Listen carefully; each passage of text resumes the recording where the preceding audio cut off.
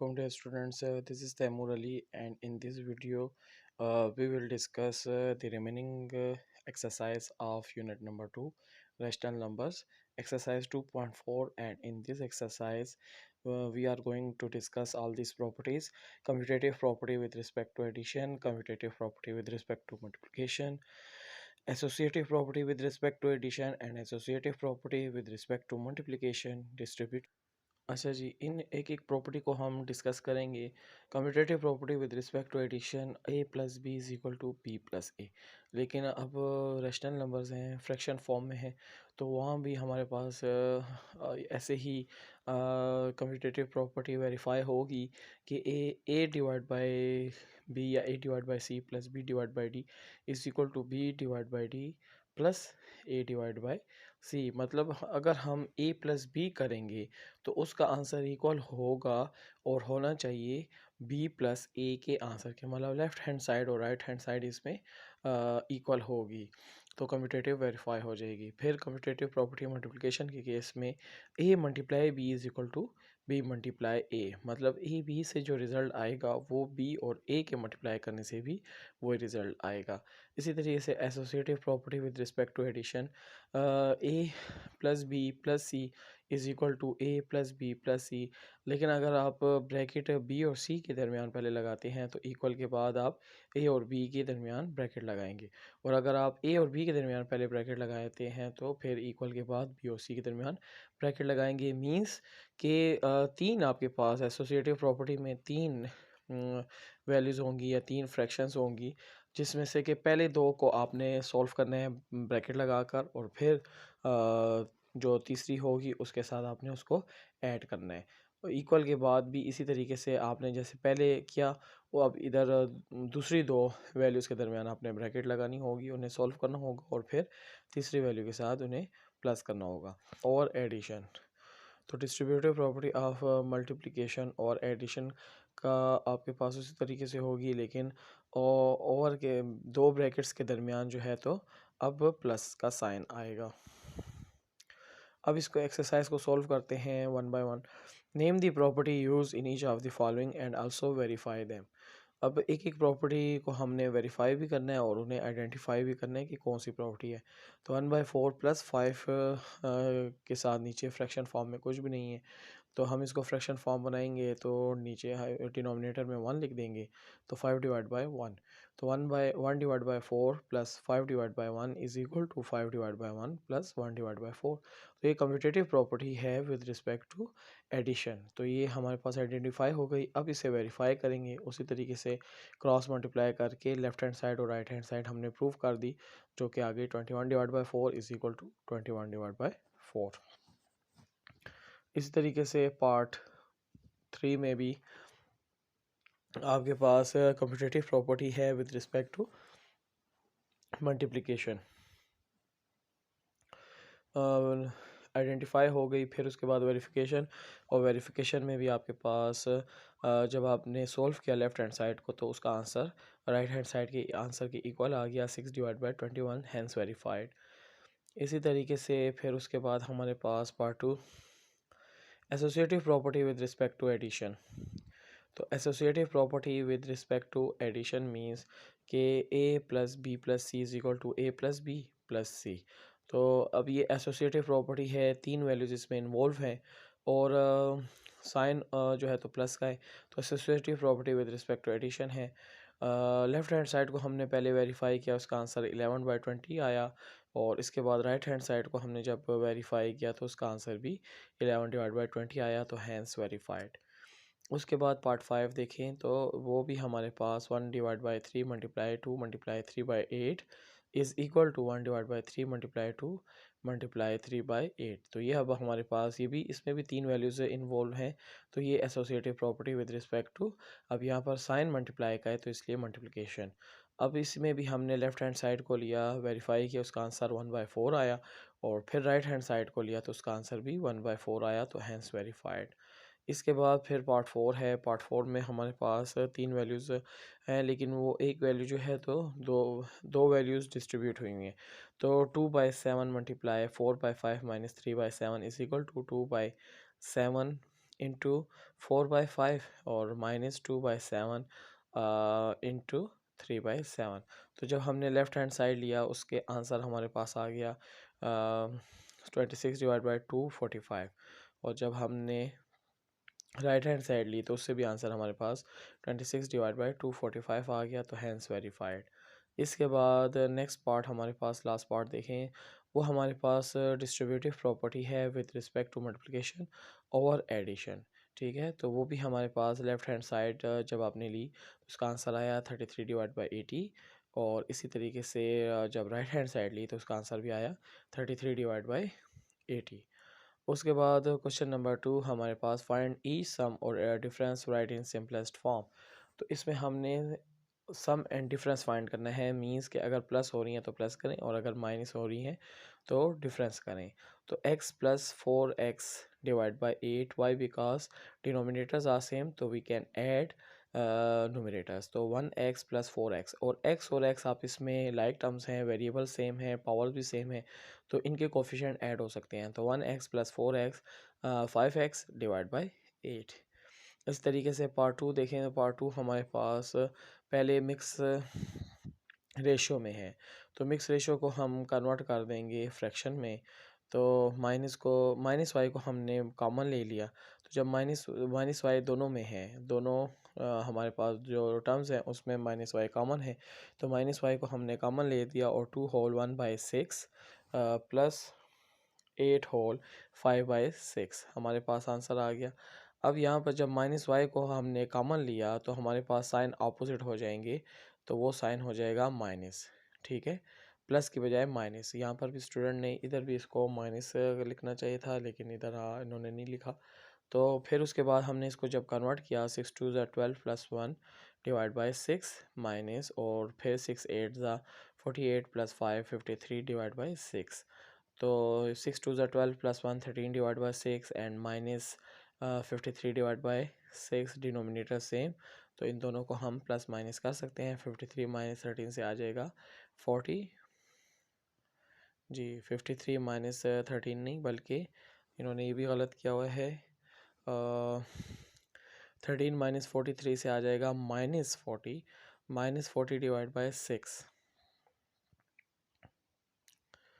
-40 divide by 6, और -40 divide by 6 से answer आता मज़ीद रिड्यूस होगा, तो 20 डिवाइड बाई 3, और 20 डिवाइड बाई 3 को जब हमने मिक्स रेशो में कन्वर्ट किया तो आंसर आया -6 2/2/3, और माइनस जब आप इसमें मल्टीप्लाई हो गए तो +6/2/3y इज़ द आंसर। इसी तरीके से part 3, 12 divide by m -9 divide by m, तो 12 - 9 divide by m, denominator same, तो हम एलसीएम में m को लिखेंगे, और 12 - 9, और 12 - 9 से 3, तो 3 डिवाइड बाई m।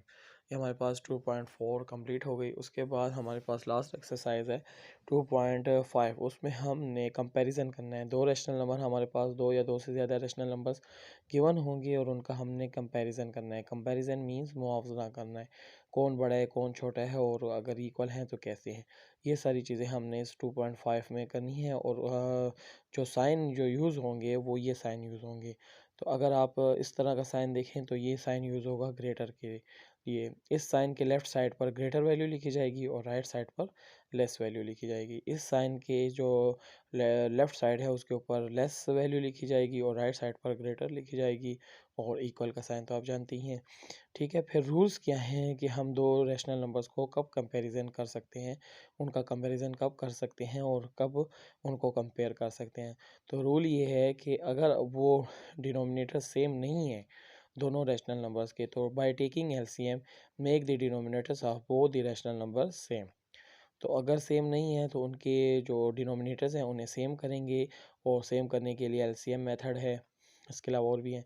फिर पार्ट 2 है then compare according to numerator, और फिर जब डिनोमिनेटर सेम हो जाएं तो फिर आप न्यूमरेटर के अकॉर्डिंग उनको कंपेयर करेंगे। मींस अगर न्यूमरेटर बड़ा तो डैट्स मीन कि वो बड़ा है, और अगर न्यूमरेटर छोटा है तो डैट्स मीन कि वो छोटा है, और अगर इक्वल हैं तो इक्वल है। अब एक्सरसाइज 2.5 को सॉल्व करते हैं। Compare the following rational numbers by substituting अब हमने सब्स्टिट्यूट करके कंपैरिजन करना है। सब्स्टिट्यूटिंग मीन्स के ग्रेटर साइन लगाने हैं, ग्रेटर का साइन, लेस का साइन और इक्वल का साइन लगाना है और उससे हमने कंपेयर करके बताना है कि कौन बड़ा है और कौन छोटा है। तो पार्ट 1 है 3/7 और दूसरी वैल्यू है 5/21। तो अब इसमें कौन सा रैशनल नंबर बड़ा है और कौन सा छोटा है।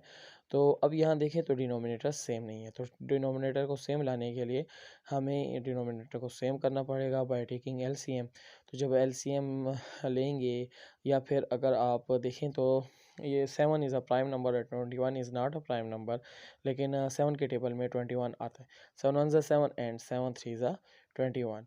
तो हम 3/7 को 3 के साथ मल्टीप्लाई और डिवाइड कर देंगे, तो हमारे पास 7 3 21 डिनोमिनेटर सेम हो जाएगा और 3 3 9। तो अब 9 is greater than 5, that's why 9 divide by 21 is greater than 5 divide by 21 means कि 3/7 is greater than 5 divide by 21। इसी तरीके से पार्ट 2 को देखें तो पार्ट 2 में हमारे पास -2 डिवाइड बाई 5 और 3/5 का कंपैरिजन हो रहा है। तो -2 अब डिनोमिनेटर्स सेम है। अब हमने न्यूमरेटर्स को देखना है।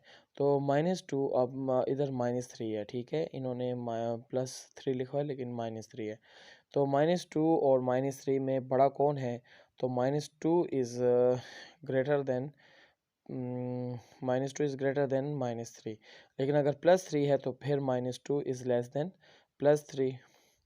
ठीक है, +3 ही है तो -2 इज़ लेस देन +3, और अगर -3 होता तो फिर -2 इज़ ग्रेटर देन -3 मीन्स कि छोटी वैल्यू जितनी ही बड़ी होती जाए, मतलब नंबर बड़े होते जाएंगे, तो अगर उनके साथ साइन माइनस का है तो मीन्स कि वो छोटी होती जा रही है। -2 बड़ा है -3 से, -3 बड़ा है -4 से एंड सो ऑन। और इस तरीके से अगर आप प्लस में आएंगे तो +1 is greater than 0 and +2 is greater than +1 and +3 is greater than +2 and so on, इस तरीके से। तो उसके बाद पार्ट 3 7 डिवाइड बाई 11 और -3 डिवाइड बाई 5। अब इधर कंपैरिजन करना है, दोनों प्राइम नंबर्स हैं, डिनोमिनेटर सेम भी नहीं है। अब यहाँ पर आपने 7 डिवाइड बाई 11 को मल्टीप्लाई डिवाइड करना है 5 के साथ और -3 डिवाइड बाई 5 को मल्टीप्लाई डिवाइड करना है 11 के साथ। तो फिर आपके पास डिनोमिनेटर सेम आ जाएंगी। 35 divide by 55 and -33 divide by 55। अब 35 इज़ ग्रेटर देन -33, तो इसलिए आपके पास 35 कहाँ से आया था, 7 डिवाइड बाई 11 से आया था।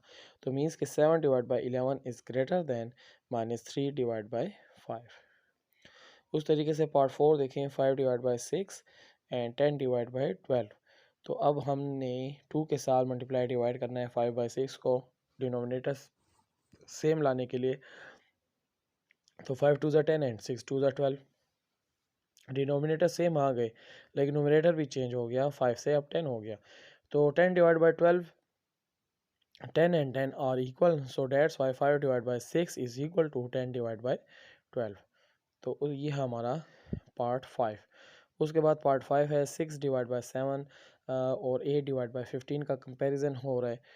तो अब यहाँ पर भी हमने 15 को मल्टीप्लाई डिवाइड करना है 6/7 के साथ और 7 को मल्टीप्लाई डिवाइड करना है 8 डिवाइड बाई 15 के साथ। तो उससे हमारे पास आंसर आ जाएगा, डिनोमिनेटर सेम हो जाएंगे 105 105 दोनों केसेस में, लेकिन डिनोमिनेटर्स चेंज होंगे। तो 15 को 6 के साथ जब मल्टीप्लाई करेंगे तो 90 और 7 को 8 के साथ मल्टीप्लाई करेंगे तो 56।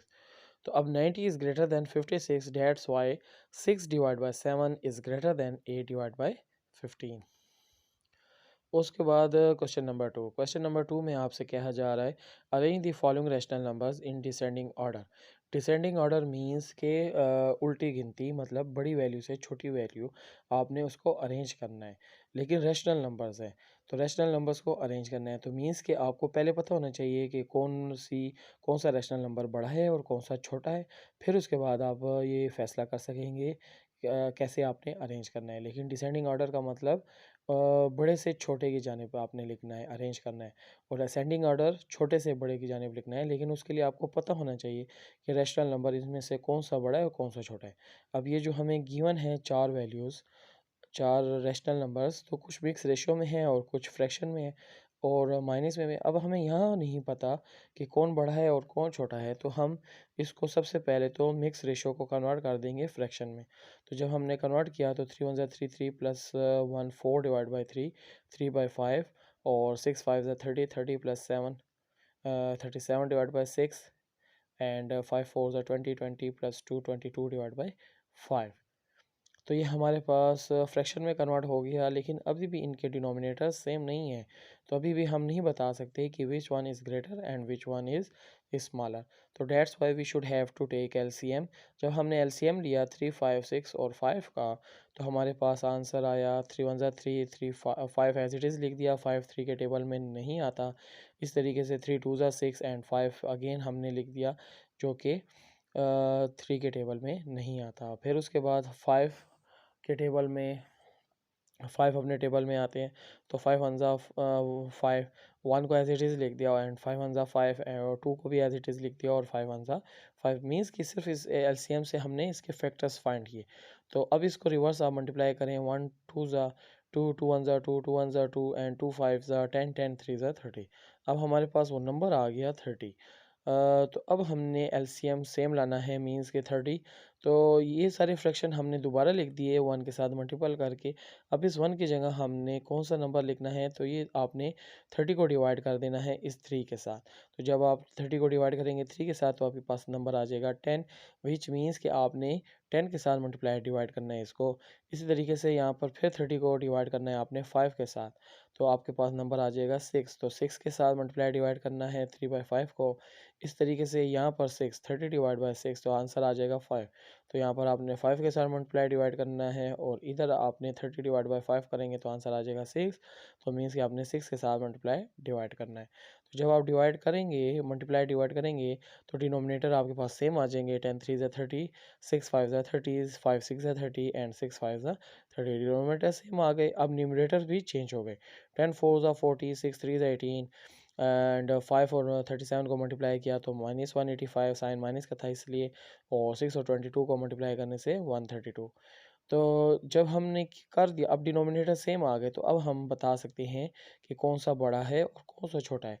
तो सबसे बड़ा इसमें 132 है, फिर उसके बाद 40 है, फिर 18 है और फिर -185 है। तो मीन्स कि आपके पास ये जो फोर्थ नंबर पर था, ये आपने सबसे पहले अरेंज करने में लिखना है। फिर उसके बाद आपने 1 होल 1/3 को लिखना है, फिर 3/5 को लिखना है और फिर सबसे आखिर में -5 होल 7/6 को लिखना है। तो इस तरीके से आपने इसको अरेंज करना है।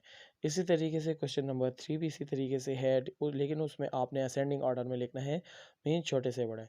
तो उसमें भी आपने सेम यही प्रोसीजर फॉलो किया। सबसे पहले उनको चेक किया, फ्रैक्शन में कन्वर्ट किया, मिक्स रेशो को फ्रैक्शन में कन्वर्ट किया, और फ्रैक्शन में कन्वर्ट करने के बाद डिनोमिनेटर यहाँ भी सेम नहीं आए। फिर आपने एलसीएम लिया, एलसीएम आपके पास 600 आया। तो फिर आपने 1 के साथ मल्टीपल कर दिया सब फ्रैक्शन को। आप 1 की जगह क्या मल्टीप्लाई डिवाइड करेंगे, तो उसका हमारे पास फैसला आएगा कि आपने ये जो 8 है, ये जो 31 डिवाइड बाई 8, तो इसका डिनोमिनेटर 8 है, 8 के साथ आपने उस एलसीएम को डिवाइड कर देना है 600 डिवाइड बाई 8, तो आपके पास आंसर आ जाएगा 75। तो मीन्स कि आपने 75 के साथ मल्टीप्लाई डिवाइड करना है। इसी तरीके से आपने यहाँ पर 600 को डिवाइड कर देना है 25 के साथ, तो आंसर आपके पास 24 आ जाएगा। फिर इसी तरीके से 600 को डिवाइड कर देना है 3 के साथ, तो आंसर 200 आ जाएगा। और इसी तरीके से 600 को आपने डिवाइड करना है 12 के साथ, तो आंसर 50 आ जाएगा। तो जो आंसर आएंगे उनके साथ आपने मल्टीप्लाई और डिवाइड करना है। तो जब मल्टीप्लाई डिवाइड करेंगे, तो डिवाइड करने से आपके पास डिनोमिनेटर सेम आ जाएंगे 600, जबकि न्यूमरेटर्स चेंज हो जाएंगे। न्यूमरेटर चेंज हो जाएंगे तो फिर अब डिनोमिनेटर तो सेम है, तो अब आप फैसला कर सकते हैं कि कौन सा बड़ा है। तो सबसे बड़ा आपके पास, सबसे छोटा जो है तो वो -4000 सबसे छोटा है। फिर उससे बड़ा -3350 है, उससे बड़ा 1968 है और सबसे बड़ा 2325 है। तो चूंकि असेंडिंग ऑर्डर में अरेंज करना है, मीन छोटे से बड़ा, तो इसलिए हमने सबसे पहली थर्ड वैल्यू को लिखा, मीन्स के -5 होल 5/3, फिर -5 होल 7/12, और फिर उसके बाद 3 होल 7/25 और फिर 3 होल 7/8। ठीक हो गया बेटा। इसके साथ हमारा ये एक्सरसाइज 5.2 2.5 भी फिनिश हो गई। असेंडिंग ऑर्डर में हमने लिख दिया। उसके बाद हमारे फिर रिव्यू एक्सरसाइज हैं और उसमें हमारे एमसीक्यूज़ हैं। तो इसके साथ हमारी ये एक्सरसाइज 2.5 ख़त्म हो गई। इंशाल्लाह आपको समझ आ चुकी होगी। नेक्स्ट वीडियो में मैं आपको जो टेस्ट था उस टेस्ट का सॉल्यूशन मैं आपको अपलोड करता हूँ, डिटेल में समझाता हूँ। तब तक के लिए अल्लाह हाफिज़।